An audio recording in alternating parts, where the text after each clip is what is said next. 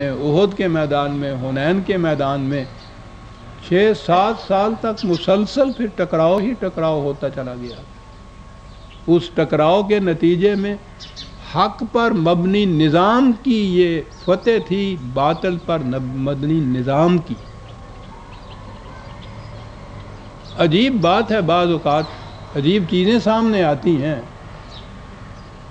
مثلا ہماری جنگ ہوئی انڈیا کے ساتھ سن 65 کی جنگ نہیں، 71 کی جنگ کی بات ہوئی۔ اس کے بعد آج تک ریسرچ ہو رہی ہے، تحقیق ہو رہی ہے کہ اس شکست کی وجوہات کیا تھے، ذمہ دار کون تھا اور اس کے وجوہات کیا تھے۔ ہمارے ہاں تحقیق ہوتی چلی جا رہی ہے۔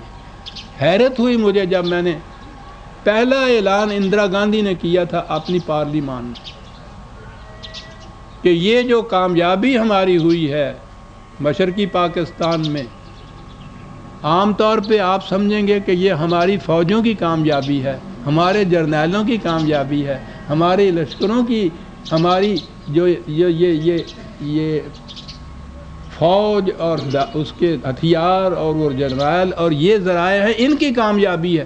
کہا بالکل نہیں، یہ کامیابی ہے ایک حق کے نظام کی، باطل کے نظام کے اوپر۔ ہم پاکستان سے کہہ رہے تھے کہ غلط نظام تمہارے یہاں قائم ہو رہا ہے، بچ جاؤ، انہوں نے ہماری نہ سنی، آج دنیا نے دیکھ لیا کہ اس کا نتیجہ کیا ہوا۔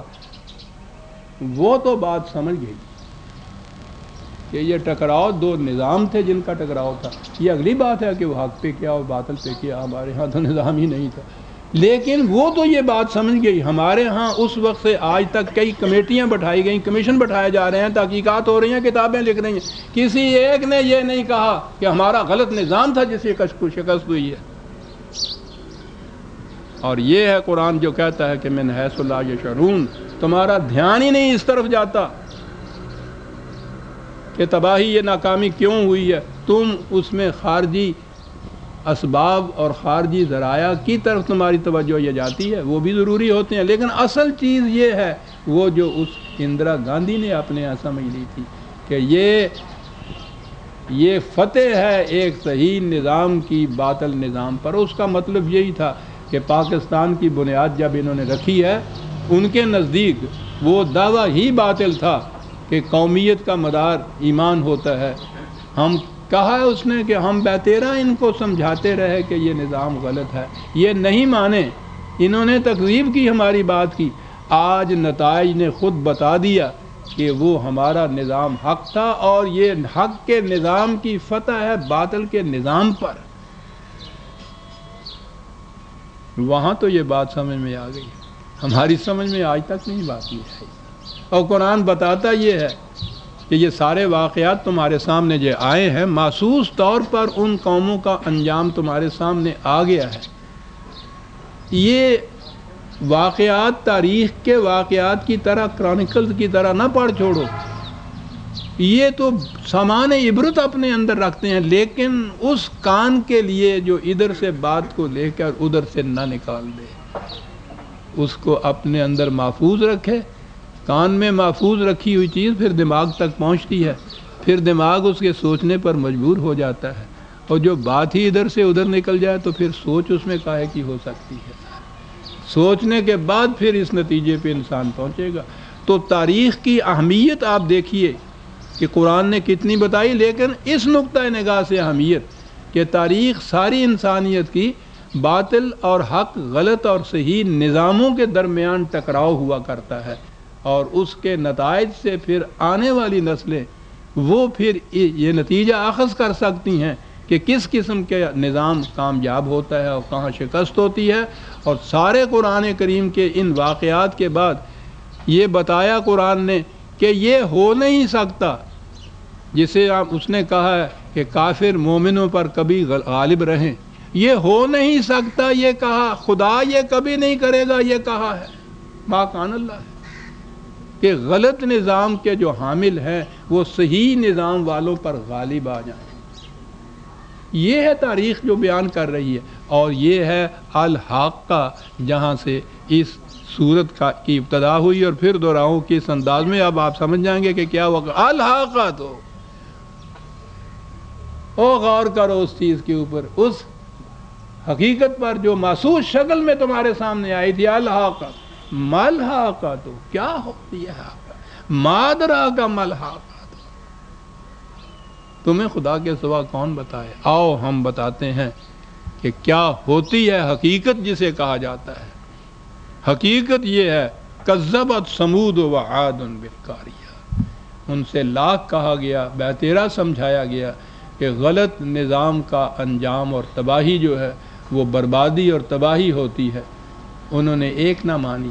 یہ نہیں کہا کہ یہ بات ان کی سمجھ میں نہیں آئی تھی، کذبت ہے لفظ جو ہے، سمجھ میں تو آئی تھی، لیکن وہ اپنے غلط نظام اور اپنے نظام کے استحکام کے ذرائع اور اسباب پر اتنے مگن تھے کہ انہوں نے کہا یہ غلط کہہ رہا ہے، یہ بات غلط ہے، ہم ان ذرائع کے بھروسے کے اوپر زندہ رہیں گے، مستحکم رہیں گے، ابدی طور پر آگے بڑھیں گے۔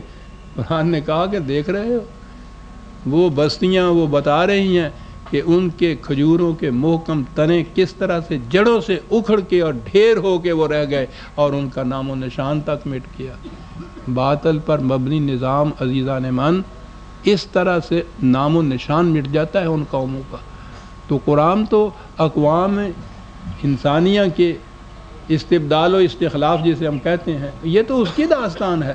داستان تاریخی واقعات کی نہیں ہے صرف، بلکہ یہ بتانے کے لیے ہے کہ کس قسم کا غلط نظام تباہ ہوتا ہے، کس قسم کا صحیح نظام جو ہے کامیاب ہوتا ہے، اور سارے قرآن کریم کی داستان کا ملخص ہی یہ ہے وہ تغیرات جو اس دنیا میں سامنے ہمارے آتے ہیں۔ لہذا قرآن میں جو اس قسم کے تغیرات ہیں جو خارجی کائنات میں آنے والے ہیں، وہ تو انسانوں کی تحقیق جو ہے وہ اس نتیجے پہ پہنچ کے بتائے گی، سائنٹسٹ کی، وہ بھی آئیں گے۔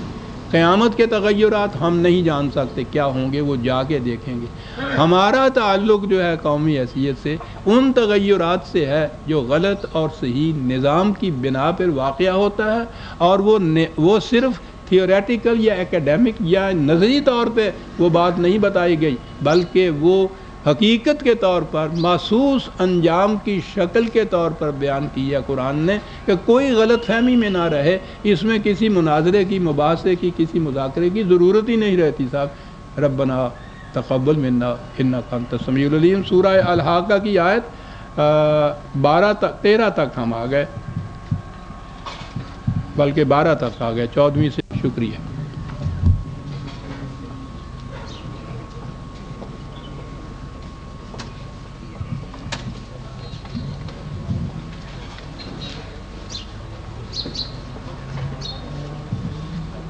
السلام علیکم بیٹی۔ میں نے آپ سے بس یہ پوچھنا تھا جی کہ اب میں بس بیسکلی تھوڑا سا بتا سکتی کہ جب ہم درود پڑھتے ہیں تو اس کا کیا مطلب؟ بیٹا اس وقت نہیں، یہ بات پوچھنے کی لمبی بات ہے، یہ کسی دوسرے وقت آؤ جی، آئیے السلام علیکم، تب کیوں اٹھا دیجیے۔